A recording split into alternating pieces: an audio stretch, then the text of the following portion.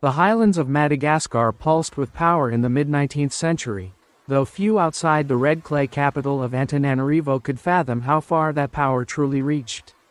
From her stone palace atop Analamanga Hill, Queen Ranavalona I watched the horizon with obsidian eyes that gave little away. To some, she was a tyrant. To others, the last true defender of Malagasy sovereignty. But to her enemies, both foreign and domestic, she was something more dangerous still.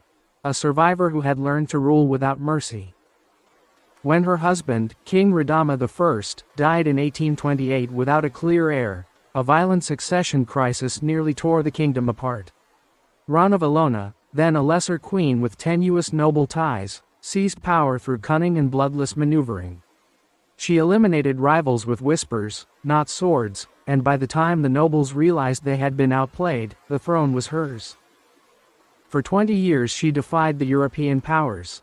The British envoy was rebuffed, the French expelled. Christian missionaries were hunted, converts forced to renounce their foreign god or face the traditional, tangina, ordeal. An ancient, deadly test of guilt using poisonous nuts. To outsiders, her rule was branded barbaric. But in the eyes of her advisors, she was a bulwark against the crumbling world of African independence. Yet something began to shift in the year 1854. It started with a courier who never arrived. He had been sent to the eastern coast, bearing sealed documents addressed to a shadowy network of traders in Tomativ, letters written in Ranavalona's own hand.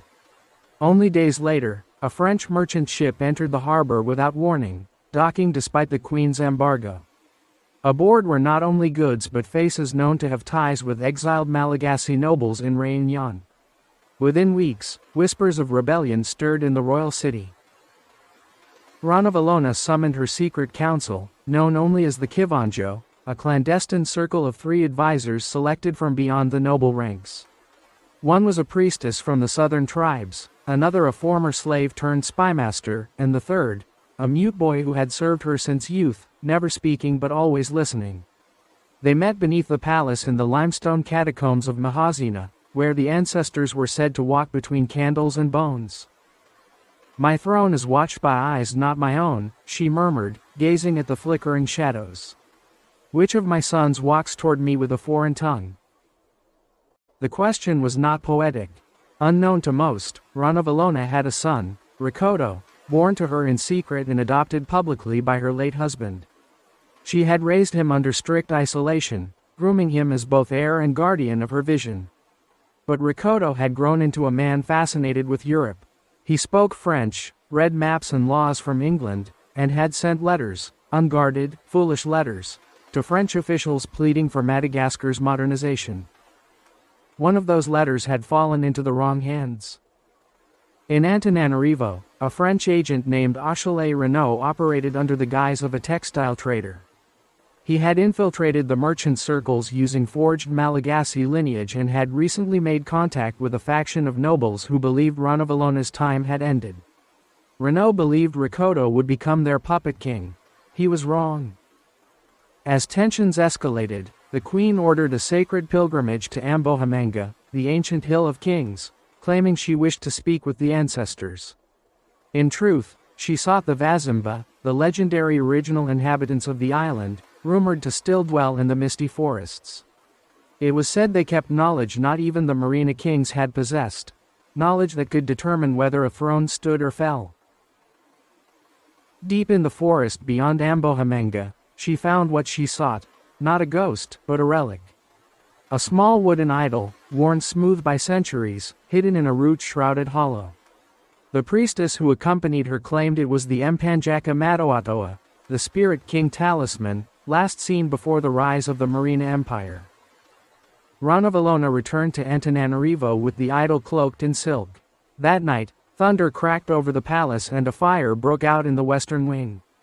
3 guards disappeared, and Rikoto, the prince, was last seen standing at the window of his chamber, staring into the storm. By morning, he was gone. Ranavalona said nothing to the public. To the court, she announced the prince had been sent on a diplomatic mission to the south. But as weeks passed, rumors swirled. Some said he had defected to the French, others that she had exiled or even executed him. But only one thing was certain. The future of Madagascar had changed overnight.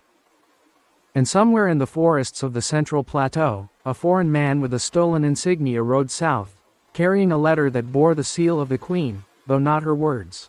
When Ranavalona I resumed her public duties, she did so with the poise of a woman untouched by scandal. Draped in crimson lamba, she appeared before the people at Zoma Market, blessing the crowd and speaking of agricultural prosperity. But beneath the silk and chants, the Queen's mind raced. The disappearance of Rikoto had not caused her to panic, it had confirmed what she had long suspected. He had been preparing a coup. Inside the palace, she summoned only 2 members of her Kivanjo. The mute boy had vanished on the night of the fire. He had been seen walking toward the tomb hill alone, barefoot and expressionless. His body was never found. The priestess, Mahefa, read omens in the ashes of the scorched wing. There were not 3 flames, she said. There were 4. The boy did not disappear. He was taken, and by one who knows your past. The 3rd flame, Ramana, once a palace slave and now her spymaster, produced a scrap of charred parchment. It had been recovered from the floor of Rikoto's chamber, hidden beneath a floor tile pried loose in haste. On it, a French cipher encoded a message to an unknown recipient. Its decrypted form was short, yet damning. She has no intention of yielding. We must act before she invokes the ancient law. The ancient law. Even among the Malagasy elite, few dared speak of it. Centuries before the Marina rose, a code had governed the great highland alliances, a pact called Lalàna Tanindrazana. It allowed for one final act of sovereignty, the ceremonial sealing of the kingdom.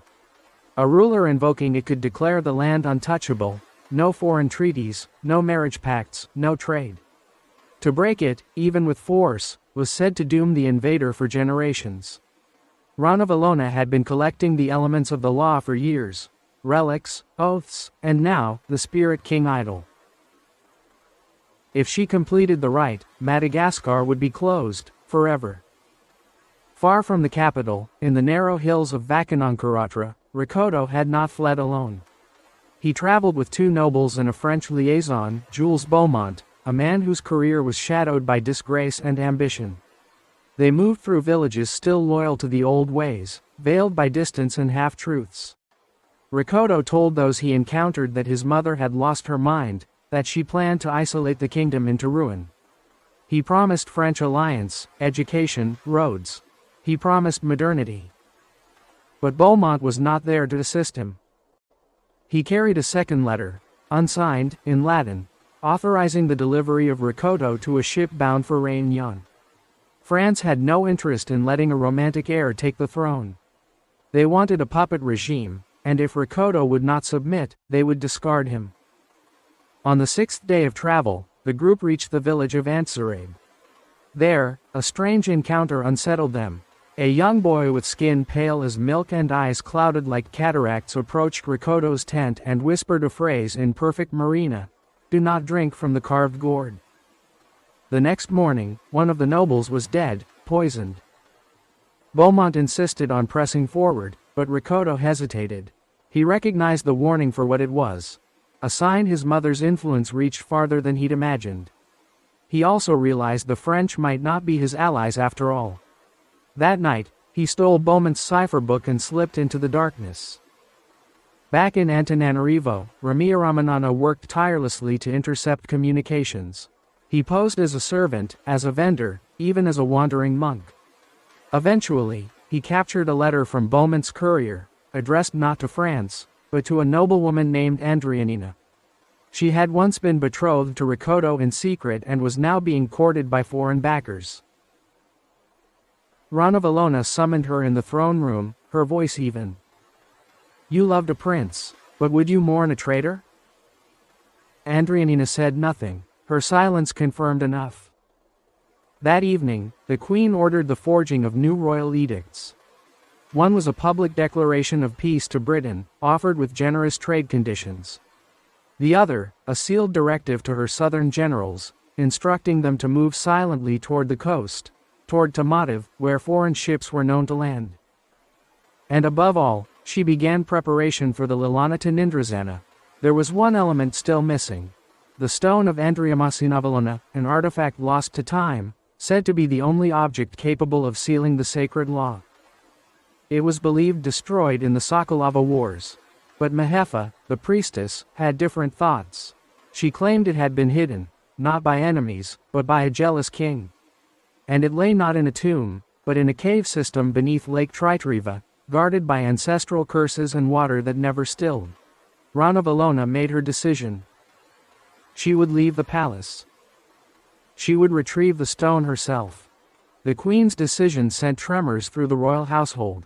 No monarch of Madagascar had traveled alone into the wilds since the founding of the Marine Empire. But Ranavalona trusted no one.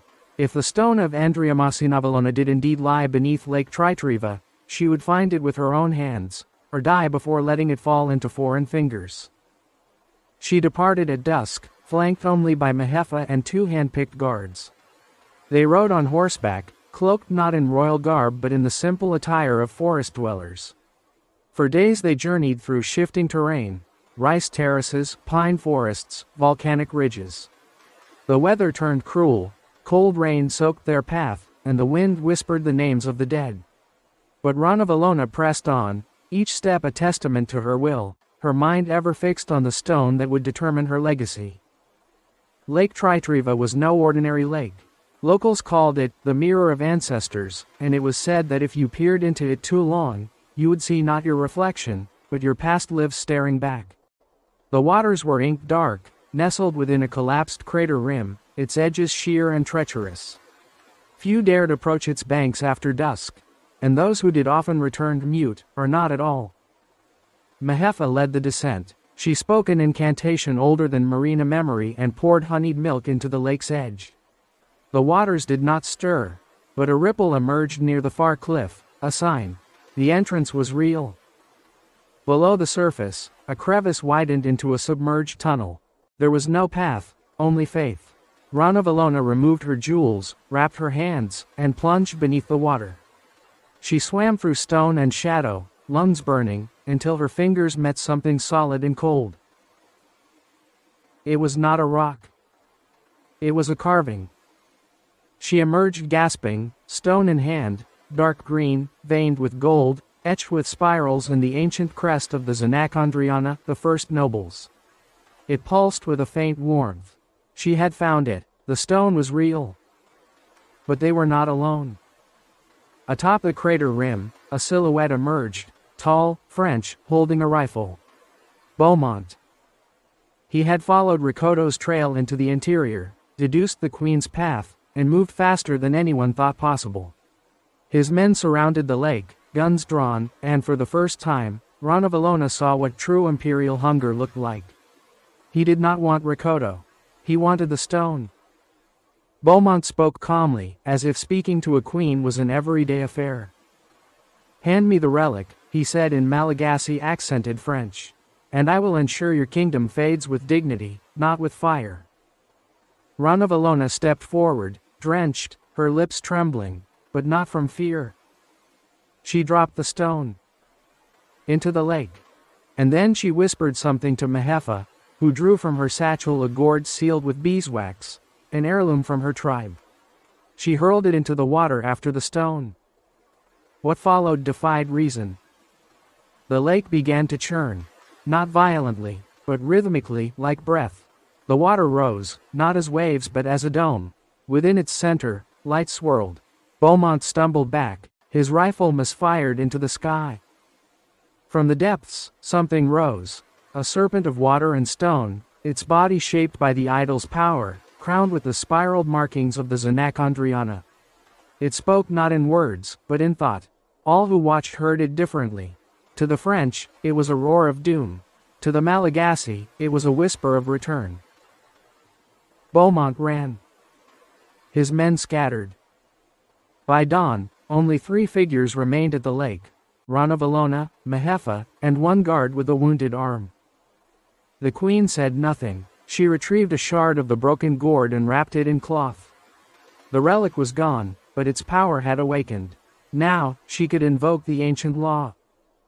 Back in Antananarivo, Her return was announced not with drums but silence. A great black flag was raised over the palace, a sign unseen in generations. Those who knew its meaning trembled. The kingdom would be sealed. But in the coastal outposts, a different movement stirred. Ricotto, alive and ragged, had reached Tomativ. The French, thwarted by Beaumont's failure, changed tactics. They declared the prince the rightful heir and offered him a ship. Ricotto hesitated. He was no fool. He knew the crown, if taken through foreign aid, would become a chain.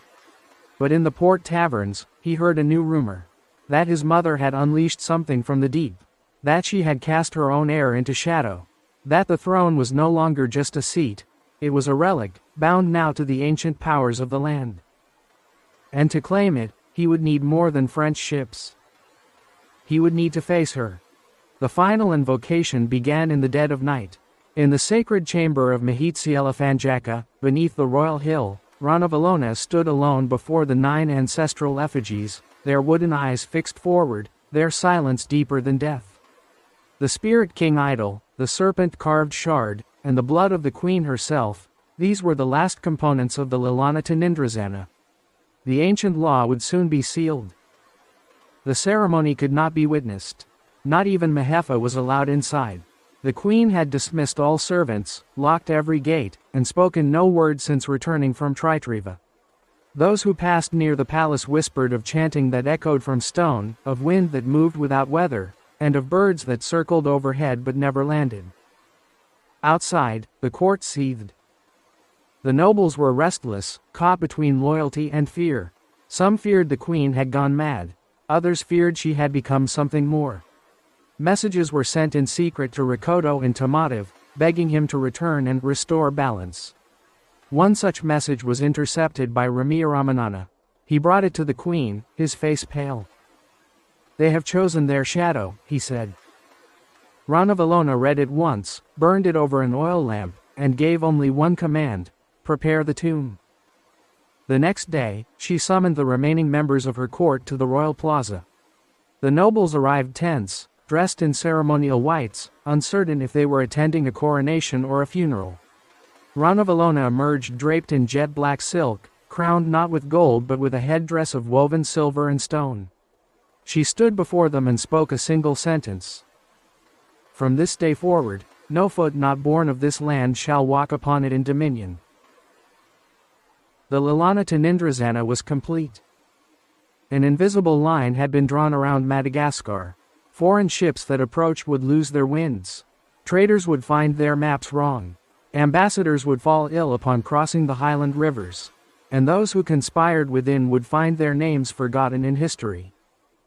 But even ancient laws could not quell the blood of succession. In Tomativ, Ricotto stood aboard a French vessel, his hand on the rail, staring at the fog-covered hills of his homeland. The French governor offered him muskets, banners, soldiers. "The people are ready," he was told. "She has made herself a priestess, not a queen." Ricotto did not respond. He had stopped writing letters. He spoke only when necessary. The burden of betrayal weighed heavier than exile. He no longer sought to rule, he sought to understand. What had his mother truly become? A week later, a storm descended over the eastern coast. Lightning shattered ships in the harbor. Entire warehouses collapsed in fire. Amid the chaos, Ricotto vanished again. His cabin found empty, his name scratched into the wall beneath the porthole. Isaho no Lalani Fanatanoana, I am the path of forgetting. He was never seen again. Back in Antananarivo, Ranavalona grew quiet. She stopped receiving guests, stopped issuing edicts. Her hair turned white, but her eyes remained sharp. Every evening, she walked the palace walls alone, whispering to the wind in an unknown tongue. Then, one morning, she did not appear. The guards broke through her chamber door to find the room untouched, the bed unslept in. On the windowsill lay the serpent-carved shard. No sign of struggle, no note, only silence. For days, the city waited. Then weeks. A regent was appointed, as custom demanded. But the people did not call it a death. They called it a vanishing. The market women left offerings on the palace steps. The forest children carved her name into trees. And in the highlands, shepherds claimed to hear her voice in the mist. Years passed. French colonists returned, this time under treaties forged with her successors. Railroads were built, churches rose, Antananarivo changed. But in the catacombs beneath the palace, one chamber remained sealed, its entrance untouched, its contents unknown. And in the lake at Tritriva, locals still speak of a ripple that forms at dusk, coiling outward like the scales of a serpent. They say the queen is not dead. They say she watches still. And when the time comes to close the island again, she will rise. The regent who took the throne after Ranavalona's disappearance was her cousin, Ranavalona I, a noble with ties to both conservative and reformist factions. Though officially appointed as temporary ruler, he swiftly enacted policies aimed at opening trade and softening the queen's ancient decrees. The French, sensing opportunity, moved quickly to re-establish footholds in Tomadiv and Mahajanga. But something strange plagued their efforts. Shipments vanished en route to inland garrisons. Telegraph poles were cut before they were raised. Railway lines collapsed days after laying. Worse, entire scouting parties sent into the Central Highlands disappeared. Survivors, if any returned, spoke of disorientation, fever dreams, and a whispering voice that told them to leave. The locals called it Fidamaniana, the mourning. They said it was the grief of a vanished queen, projected over the land. The mountain passes, once echoing with trade calls, became deathly quiet. Flocks of birds that had once circled the royal palace left, not returning for years. Ranavalona I tried to suppress the stories, but fear undermined his control. When he ordered the desecration of the sealed catacomb beneath the palace, hoping to prove Ranavalona's disappearance was just that, not a ritual ascension, his excavators broke through the limestone chamber and found something worse than a tomb. There was no body, no sign of struggle, but a stone tablet rested at the center, newly carved with words no one in the court could read. Only Mahefa, now a recluse living in the outer hills, was summoned to translate it. She looked upon the inscription with narrowed eyes and read aloud. And she who seals the land shall not return until the land itself calls her name in the language of its soul. It was not a threat. It was a promise. Ranavalona I's reign unraveled, nobles fled, the priestess Mahefa vanished soon after reading the inscription, retreating deep into the misted south. But it was not the regent's collapse that shifted Madagascar's course, it was a voice that re-emerged from exile. Rakoto. 2 years after his disappearance from Tomadiv, rumors began to surface. A masked figure had been seen among the Zafamanari woodworkers, speaking fluent Marina and claiming descent from the royal line. He traveled without retinue, bearing only a carved staff with serpent motifs. He made no claim to the throne, not yet. But his name passed from mouth to mouth. He intervened in land disputes, protected villages from overreaching military patrols, and refused both bribes and letters from French envoys. The people began calling him Eli Aloka, the Shadow One. When French missionaries attempted to set up a new school in Ambositra, they were met not with violence, but silence. Every blackboard cracked, ink dried in its well, notebooks filled with identical phrases, written in a hand none could identify. I remember. The governor of Madagascar, alarmed, ordered the arrest of Eli Aloka. But the men sent to capture him returned days later with no memory of the journey. Their horses were gone, their maps had turned blank. One man had a spiral carved into the sole of his foot, faint, painless, but permanent. Paris intervened. Troops were dispatched. The highlands were declared a region of mythic resistance and placed under direct military supervision.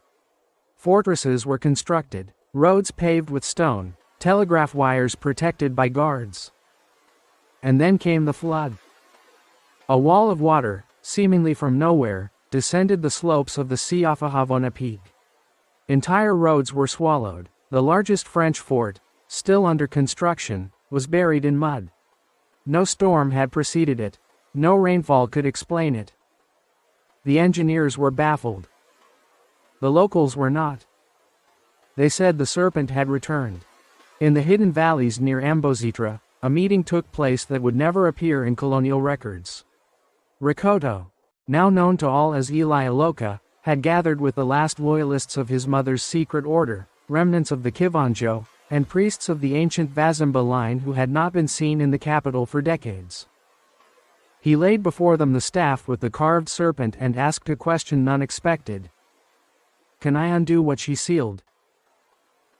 The priests gave no direct answer, only led him to a cave beneath the roots of a banyan tree, where a stone pool shimmered with unnatural light. Reflected on its surface was not his face, but Ranavalona's, unchanged, watching.